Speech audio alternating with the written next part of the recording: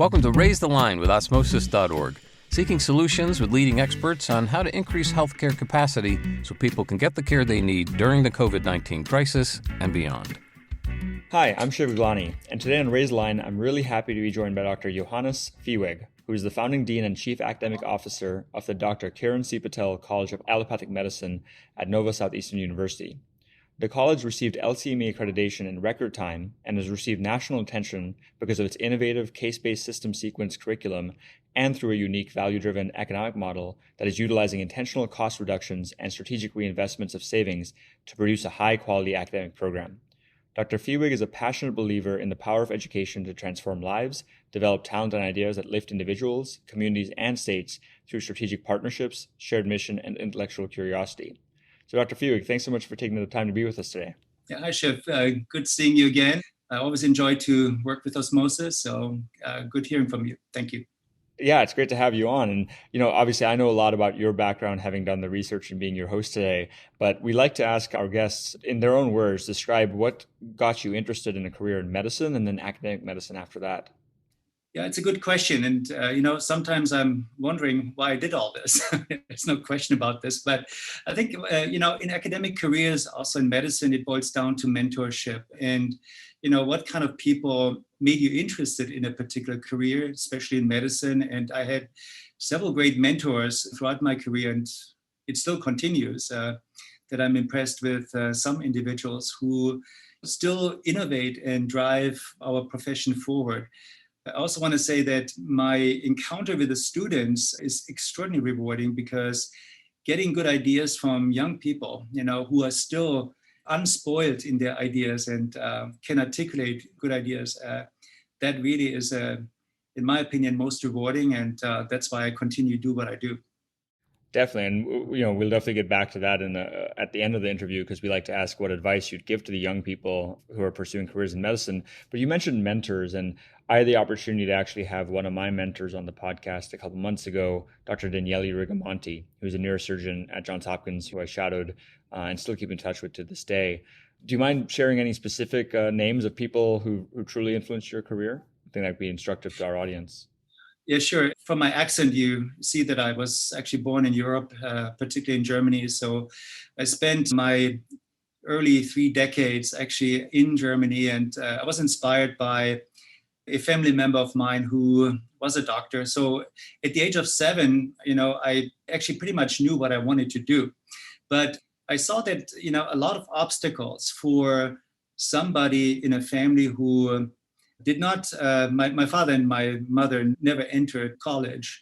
So I'm the first college grad in my family here. And, pulling your way through and viewing life as a marathon and not a sprint is really important to get where you want to be. I can tell you, Shiv, that based on my experience, and I tell my kids, I have 2 sons, the same story. If you want something, you can get it. You just have to pursue it. It may be a lifelong pursuit, but I think the good news is that if you want things, if you're smart, and if you're dedicated to what you want to do, things are achievable. And I think that's a very important message that I provide to students and to learners, in my institution here.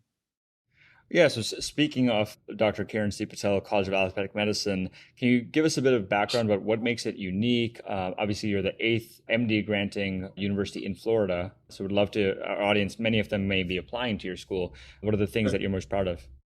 Everybody wants to be unique. Everybody wants to be, better than somebody else. If you build a new medical school, you are less encumbered by the past, and then you can plan better for the future. And we are taking advantage of that.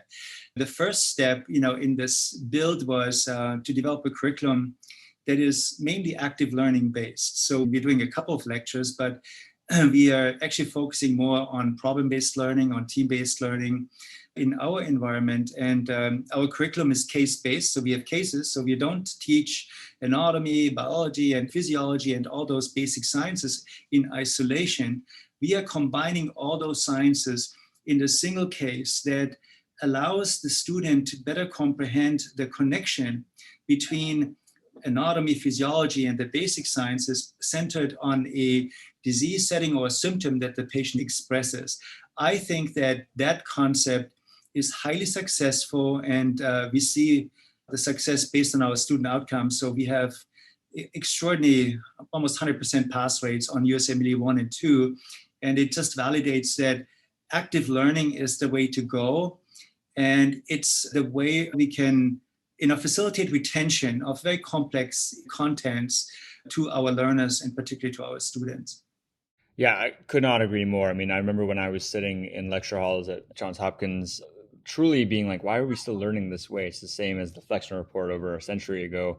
And then when I went to business school, which is everything is case-based in business school, that just seemed like a much more appropriate way to teach medicine as well as anything in a more active setting. If I could, I just would like to mention our connection to our business school, because we have a strong affiliation actually with a business school that's housed just 1 block away from me. And, from a educational content, I think that business principle, the business of medicine, value-based medicine, complex health systems, all those are unmet educational targets that we were able actually to include in our curriculum to make this more up to date. So it's great if a student really understands the basic science, and I'm not minimizing the impact of physiology or anatomy. All this needs to be taught so that people really understand the whole science around human disease. But I think in these days, a curriculum would not meet its target if these business components or the business of medicine or new ways of producing healthcare in our country would not be addressed in one way or the other. So it's really hard to change curriculum. So with our more proactive approach, having a new school in place, we had these deliberations very early on and came up with a curriculum that connects both business and medicine in a kind of unique way. Yeah, I mean, that's actually one reason I even reached out in the first place, was I remember reading your article earlier this summer of a medical school designed for the post-COVID-19 era. And you preempted one of my questions, which is obviously you're incorporating some curriculum around value-based medicine and the business of medicine, digital health, all these other innovations. What are some of the lessons you think we should all take away from the COVID pandemic? And how are you thinking of training clinicians differently because of COVID-19? Well, if we roll back 1 year, the pandemic hit us and hit the United States like a truck. I mean, it had tremendous impact. And I don't think we will go back to pre-pandemic conditions from now on, because everyone thinks about what did we learn from the COVID situation and how do we prevent these issues, and also what kind of lessons did we learn, and everybody is writing about it. So, I mean, the first thing what happened is that we had to bring our entire curriculum online. And as an educator, I think there is very limited experience put PBL and TBL online. There's very little examples to do that. And actually, our students were very participatory in doing this, creating different breakout rooms, creating different spaces, how we could facilitate a PBL session. And I think that these things are incredibly powerful, how education was continued to convey. We did not miss a single day of learning despite the pandemic. It was just different, but it's not only good, but it's also the challenges were the communication. How do we maintain a good line of communication with our students, with institutional leadership, and with other stakeholders in the community to continue that? And some of our students have expressed, angst of isolation and not being able to connect on the fly as they did before. And we took this very serious. So our communication plan was actually several-fold. I dealt actually, as the dean with our president and with the President's Council every day and talking about how can we mitigate things? How can we make things better? What new technologies do we have to purchase? The pivot, to invest more in digital technology was very clear, and it affected our budget. Fortunately, we had some savings, because of the lack of travel and other savings that we could produce. And we used those cost savings to reinvest into digital technology. That was kind of a savior for us, throughout the pandemic when the virus was most infectious and when we didn't have any vaccines available at that time. So this is kind of the reinvestment that, is part of our value-based thinking. Value means, quality divided by cost. And if you look at your expenses, you constantly have to prune and trim and figure out, do I really need this? Or can I take this away and then change my budget in a way that we get the most value out of it? So as you can see, Shiv, this is not a term that is reserved for healthcare. This affects education and also science in a major way. And it's actually one of my guiding principles that I, as a European immigrant here, actually brought with me, in a sense. How do we do things more efficiently? And sometimes with less or sometimes with more resources. It just depends on the budget and also on your revenue streams that you have for your college. I've come to really love everything I've heard and read and talked about with value-based medicine. We've had several people on this podcast, including Christopher Chen, who you know probably from Chen Med, and Vivian Lee, who wrote the book The Long Fix. She used to run University of Utah and now runs Verily Life Sciences for Google. Great book introducing value-based medicine. And it's surprising to me, we didn't learn any of that when I was in med school. And, very practically speaking, how have you incorporated these kind of concepts that are here to stay, like value-based medicine, telehealth, maybe diversity, equity, inclusion, into your curriculum? And does it just affect the allopathic students, or do you find that there's much cross collaboration with like the nursing or osteopathic or other groups? Yeah, so I just wanted to mention something about value-based medicine because we are not there yet. Whenever you innovate, you have to ask yourself, how hard can I push a concept? Because I think that every institution, and you see this with a lot of leaders actually in this country, if you start things too early, you may not see your goal being fulfilled. If you do it too late, then it's not innovation anymore. So value is a concept, and it's not just limited to medicine, but we're looking at value globally throughout all of our three missions: education, research, and healthcare. And I think it's not just reserved to health systems. I know that Vivian was a strong proponent of, and also Clay from Austin was a big proponent of value-based healthcare. And, they tried really hard to push the envelope. And I think that with all respect, the time wasn't ripe yet for implementation. We still have, particularly in specialty care settings, a strong lobby for fee-for-service models that will not go away. We tried now in primary care to get value-based risk-bearing models together that have received, varying degrees of adoption. And I think we are still kind of in an early stage to say, well, this is here to stay. Or the question now is, has the pandemic affected our thinking again? So we are living in a very dynamic environment where I think we are talking more about core concepts rather than very specific products that we may or may not implement at the time. So I'm trying to be a little bit more cautious by putting out innovation at all costs, forward, but really steering the ship in a way where it should be. And I think that prospective healthcare prevention is essential, as you could see on the pandemic. If we would be better prepared, our health systems would be better protected.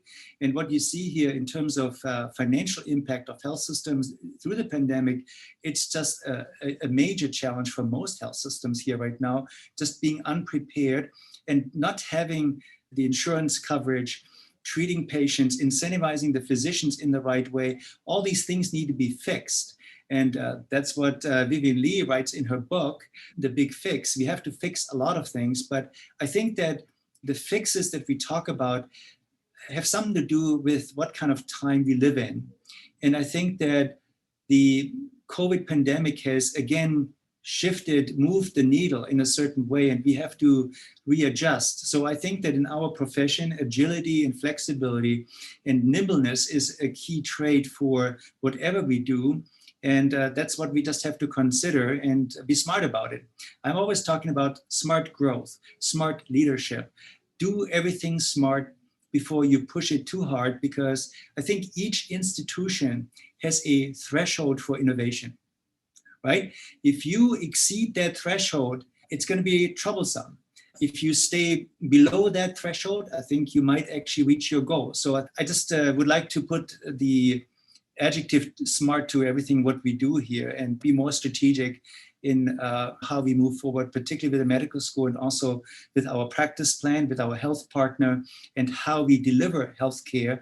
And now I have the great privilege, aside from the accreditation and from the educational component, to really enter a new phase for our school where we're talking about how can we treat patients in a better, more cost-effective and more responsible way. So I think everything what we do, changes over time, and we just have to adjust to that virtually on the fly.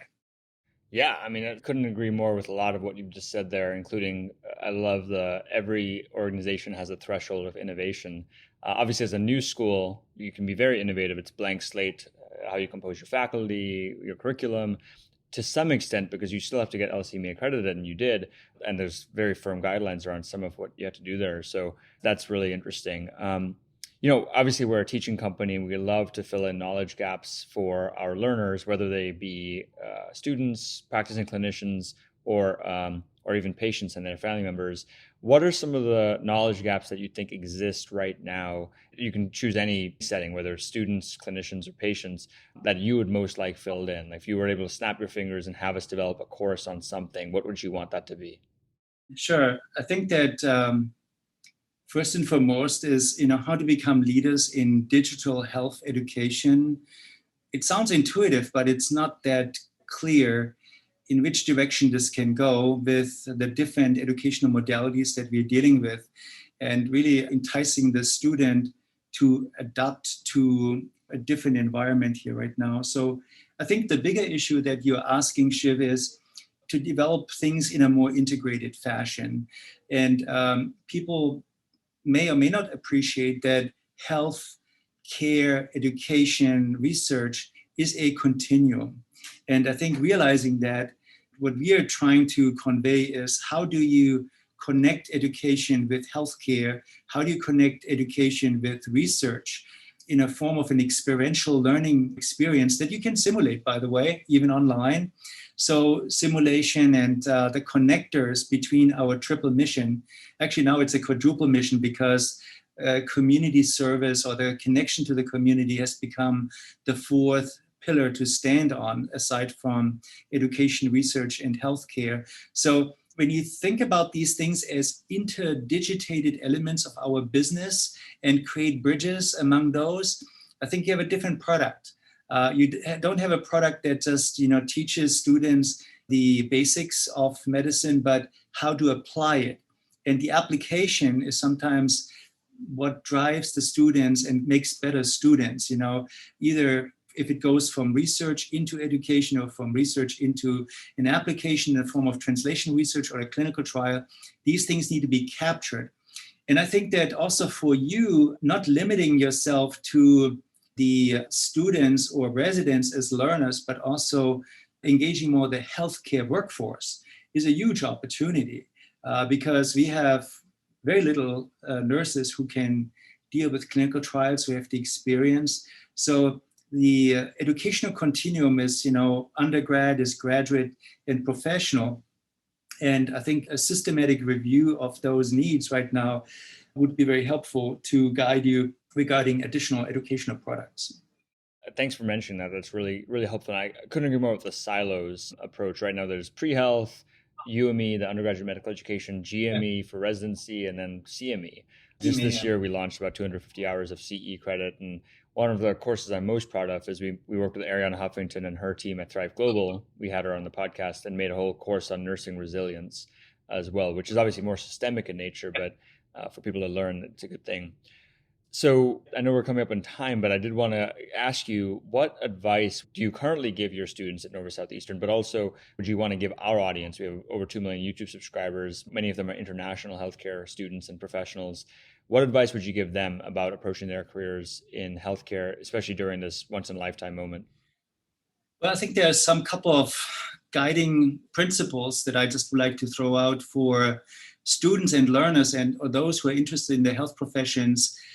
Maintain your curiosity, maintain your open-mindedness, because I think it's a great opportunity to go into healthcare. And we saw this with COVID that, there will always be health needs, not just with this pandemic, but with other health challenges, particularly with seniors, coming on board. I mean, there's just a lot of new things that are coming on board that we haven't tackled yet. Aside from the curiosity and, doing your due diligence by studying the market, I just would like to encourage everyone to communicate. For the individual, you need to build your own ecosystem of people who live in that field, whether it's an educator, a researcher, a doctor, and get as much information from these people and develop these connections that are not just regional, but can be national or international. So building connections is tremendously important to shape also your own opinions, because I feel that health is so complex that a single institution will not be able to address all of our health challenges. I've been at the Department of State as a Jefferson Science Fellow, and I have to tell you, this was one of my best experiences to look and see how government looks at health, also in part as a weapon, as a way of influencing elections and governments. I'm not talking about our government here, but this has happened elsewhere too. That health is being weaponized and is being utilized, to change governments or influence other governments throughout the country. And I think that the collective input of individuals from different nations is very critical to develop those new concepts that are beyond value-based healthcare and beyond what we are talking about today. Because we don't stop there. We need to have something that is more global, international, that allows us to tackle new challenges before they happen. And I think the biggest issue is prevention. There is no incentive for me as a urologist to tell you about smoking cessation, which has major impact on your health. So why not? Why do I get more reimbursed if I do an unnecessary procedure on you than telling you about how to change your lifestyle? So I think these false incentives, that are still out there, and they still don't go away because they seem to be protected by some stakeholders, they will not prevail. I can tell you that, because we can't afford our current healthcare system anymore. But the issue of prevention needs to be pushed harder globally, nationally, and regionally. And, if we can prevent disease from happening and don't have to treat metastatic cancer anymore, but actually focus more on cancer prevention, healthy lifestyle, or early stage cancers, we are saving a tremendous amount of money that could be reinvested in something better. So again, the term of value-based healthcare comes up, that particularly is linked to prevention, that produces savings for our entire nation, that we can reinvest in better life, in living more healthy, in mental health, in opioid, prevention. I mean, there's just a lot of good things we can do with that money. And I'm saddened to see that we're actually wasting a lot of money because we are just not proactive enough. And this is why we got blindsided with the pandemic. We were just not prepared. And that's a sad story, aside from the politics, to have a pandemic in election year. Absolutely. I mean, the term that's burned into everyone's minds from last year is flatten the curve. You can draw an epidemiological curve, not just for viruses, COVID-19, but also for diabetes, for metastatic cancer, as you mentioned. We have an epidemic of colon cancer happening right now, too.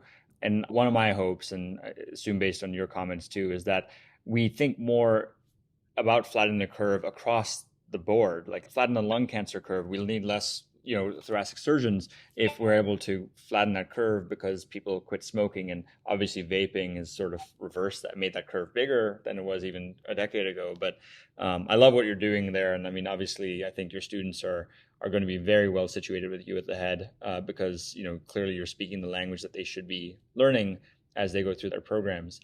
What else, I know to be respectful of your time, my last question is, what else would you like our audience to know about you, about your program, or about healthcare in general? Anything you want to add? Yeah, I just wanted to finish this out with a thoughtful pledge, to think about health not as a privilege, but as a human right. Thinking more about the question, how do we get there? I understand it's still a controversial subject, not in Europe, but in the United States. And having experienced, medicine in Europe, I felt very protected. I felt very good at how I was treated, even in a very basic mode of healthcare. But I think for the United States to think about that, what we're doing today is right, particularly, with lack of access to healthcare by some is just not acceptable.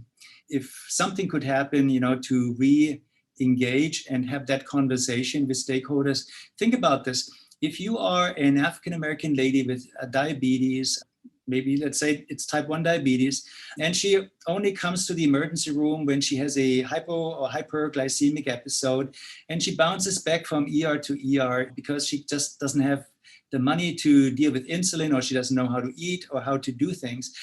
Can you imagine in a value-based system? I mean, that's not value, that's expense. And I think that we are wasting a lot of money through a health system that is reactive and does not put patients, even if they're uninsured or underinsured, on a health plan that is much more accountable. So I think that just from a financial perspective, and I deal a lot with finance, it's just not conceivable to me that that type of waste is tolerable. So moving forward, I just think that we need to think about this and get smarter, how we deal with uninsured patients and really save costs by at least putting them on a minimal health program that is preventive and that avoids, major crises that happen in the emergency room. And I think that, I'm not delusional. This is not going to happen overnight, but, health is a human right and it's not a privilege. And I think that we really need to work on that more. And my students love that topic. I tell you, if I can be an influencer, I influencing my students in that direction because I believe in it. And I think that something needs to happen here. Absolutely. And then the hundreds and thousands of students you're graduating over the coming years will themselves hopefully be influencers in their communities and whatnot. So Dr. Vieweg, thanks so much for not only taking the time to be with us today, but more importantly, literally raising the line by founding a new medical school and training the next generation of healthcare leaders. Really appreciate it. Awesome. Thank you, Shiv. I enjoyed the questions and I wish you best of luck with your company. Thank you. With that, I'm Shiv Gaglani. Thank you to our audience for checking out today's show. And remember to do your part to flatten the curve and raise the line. We're all in this together. Take care.